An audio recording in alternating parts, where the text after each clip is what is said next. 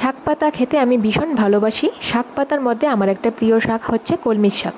প্রথমে ডগা থেকে পাতাগুলি ছাড়িয়ে আলাদাভাবে ধুয়ে নিয়ে পাতা এবং ডগাগুলি কুচি করে কেটে নিয়ে তার মধ্যে কুচি করে রাখা বেগুন আর চেরা কাঁচা লঙ্কা দিয়ে চুলোতে কড়াই বসিয়ে দিয়ে কড়াইটা গরম হয়ে গেলে তার মধ্যে পরিমাণ মতো সর্ষের তেল দিয়ে তার মধ্যে পেঁয়াজ আর ধুয়ে রাখা শিদল দিয়ে একটু নেড়ে চেড়ে কেটে রাখা শাক পাতা বেগুনগুলি দিয়ে দিলাম। দিয়ে পরিমাণ মতো হলুদ, নুন আর লঙ্কা গুঁড়ো দিয়ে ভালো মতো নেড়ে চেড়ে 2-3 মিনিটের মতো ঢাকা দিয়ে রেখে দিলাম মিডিয়াম আঁচে।